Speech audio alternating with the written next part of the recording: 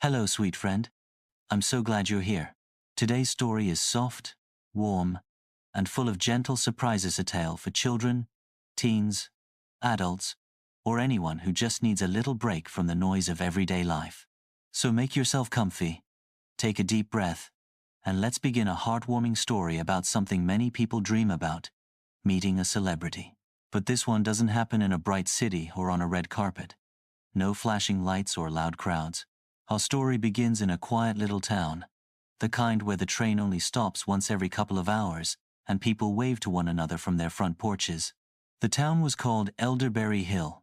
It sat between two slow green hills, beside a lake that shimmered like glass on sunny days. The train station had a crooked clock, a red bench that squeaked, and a cafe next door where everything smelled like cinnamon and vanilla. In this town lived a girl named Nia. She was 12 years old, curious and observant, with big brown eyes and a collection of notebooks filled with tiny sketches, quotes, and questions she hadn't answered yet. Nia lived with her mom in a small stone cottage with a blue door, a birdhouse shaped like a teacup, and rows of wildflowers that her mother let grow as tall as they pleased. Nia loved the quiet charm of Elderberry Hill, but she always dreamed of something more, something big and exciting, like the worlds in her books. Her favorite person in the world, aside from her mom, was a famous actress named Lila Starling. Lila had starred in fairy tale films and fantasy shows, always playing brave queens or magical wanderers. Nia admired her not just for her talent, but because, in interviews, Lila spoke kindly, laughed with her whole heart, and always wore cozy sweater 7 on talk shows. One cloudy Saturday morning, Nia went to the train station cafe with her sketchbook. Her mom was picking up extra honey from the market, and Nia had promised to wait with a slice of apple pie and her favorite peppermint tea. She sat by the window, doodling a scene of a dragon and a girl having tea together, when the bell above the cafe door jingled. A woman stepped inside wearing a soft gray coat, big sunglasses, and a knitted beanie. She looked a little lost but smiled gently at the baker behind the counter. "Excuse me," she said. "Do you know when the next train to Pinewood arrives? I think I missed the earlier one." The baker checked the clock. "Train's running late today. Next one's in about an hour." The woman nodded and took a seat near the fireplace, pulling out a book from her bag. Something about her voice, the way she tucked her hair behind her ear, Nia's heart gave a little flutter. It couldn't be. Could it? She stared a little longer, then quietly flipped open her notebook and peeked at the picture she had glued inside months ago, a magazine clipping of Lila Starling, smiling at a film premiere, wearing the exact same beanie. Nia's breath caught. She looked up again. The woman had taken off her sunglasses. It was her. Lila Starling was in Elderberry Hill, and she was sitting not 20 feet away. Nia's fingers trembled slightly around her teacup. Her first thought was to rush over. Her second thought was to run away.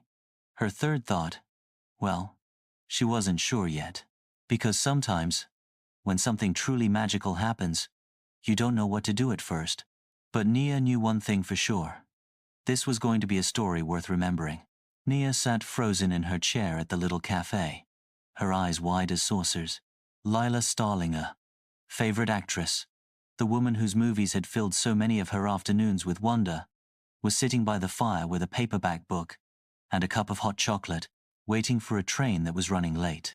She looked peaceful, normal, even. Not the kind of celebrity who wore glittery heels or surrounded herself with a noisy crowd. She looked like she belonged in Elderberry Hill, just another traveler stopping in for a quiet cup of something warm. Nia's heart pounded in her chest. She'd always imagined meeting someone famous would be exciting and loud. But here, in this soft-lit cafe that smelled like cinnamon and apple pie, it felt more like meeting a character from one of her daydreams. She peeked again. Lila was now flipping through her book and humming a tune under her breathone that Nia recognized from The Wishing Grove, her favorite of all Lila's films. Nia took a deep breath. She stood up, then sat back down, then stood up again. She clutched her sketchbook tightly. Maybe, she thought, maybe she didn't have to say much. Maybe she could just give her something. Something kind. Something real. With slow, careful steps, Nia walked over to Lila's table. She wasn't shaking as much anymore, just glowing with nervous energy. Lila looked up gently as Nia approached. "Hi," Nia said, barely above a whisper. I think you're really amazing." Lila blinked, then smiled the kind of smile that warmed the whole room. "Well, thank you," she said kindly. "That means a lot." Nia hesitated. "I didn't want to bother you, but I made this today." She held out the sketchbook, open to the page with the tea-drinking dragon. "It reminded me of your movies." Lila reached out, carefully taking the sketchbook. Her eyes widened as she studied the drawing. "This is beautiful," she said. "You drew this yourself?" Nia nodded, cheeks pink. "Yeah, I like to imagine quiet adventures." "Me too," Lila said, still smiling. "This reminds me of my favorite kind of story, ones that don't need battles or noise. Just heart." They talked for a few minutes more. Not about movies or fame, but about drawing and writing, and how peaceful Elderberry Hill was compared to the city. Lila told Nia she hadn't had a peppermint tea in years, and Nia promised to bring her a cup next time she visited. It wasn't flashy. It wasn't a selfie or an autograph. It was just two people, sipping tea, sharing something quiet and meaningful. When the train finally arrived, Lila stood and buttoned her coat. She turned back to Nia and said, "Thank you for coming over. You're braver than you think." She waved goodbye and disappeared onto the platform. And just like that, she was gone. Nia returned to her seat, heart still glowing, sketchbook in hand. She didn't need proof. She didn't need a photo. She had the moment. And sometimes, that's more than enough. After Lila Starling boarded the train and disappeared behind its windows, Nia stayed in the cafe for a while. The peppermint tea in her cup had gone cold, but she didn't mind. Her fingers traced the edges of her sketchbook, still open to the drawing of the tea-drinking dragon. She felt different, not in a huge, dramatic way, but in a quiet, growing way. Like something small had changed deep inside, something that would bloom over time. Later that afternoon, Nia returned home through the winding village path. The wind had picked up, and golden leaves danced along the stone walls and cottage windows. Her mother was sitting on their garden bench, reading a book and sipping tea from a mug painted with daisies. Nia sat beside her, eyes dreamy. "How was your sketching?" her mother asked with a smile. Nia paused. "You'll never believe who I met." She told her the whole story about the missed train, the knitted hat, the peppermint tea, and how Lila had smiled like she meant it. Her mother listened closely, hand resting gently on Nia's back. "I didn't even ask for a photo," Nia finished. "I thought about it, but it felt nicer to just talk, like two people, not like a fan and a celebrity." Her mother nodded. "Sometimes the best moments are the ones you don't try to capture." The next day, the cafe owner slipped Nia a folded note when she came in to draw. It was written on soft paper, with a little lavender pressed inside. "Dear Nia, thank you for the gift of your drawing.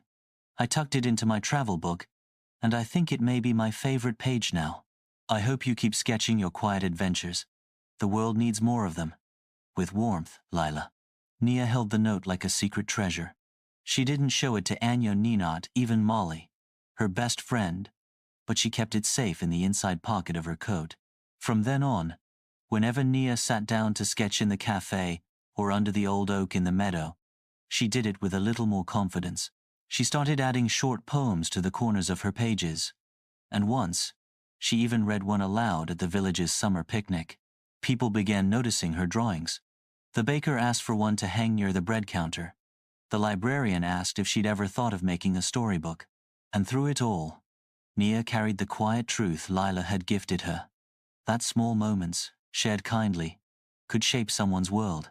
And now, dear listener, we come to the end of our cozy tale. Meeting a celebrity might seem like something loud and dazzling, but sometimes it's quiet, gentle, a conversation by a fireplace, a shared smile, a handwritten note. And sometimes, the real magic isn't just in meeting someone special, it's realizing that you are someone special too. If this story brought you comfort, a smile, or a moment of peace, I'd love for you to like, subscribe, and come back soon. There are so many soft and beautiful stories waiting to be told. Until next time, stay kind, stay curious, and never stop sketching your dreams.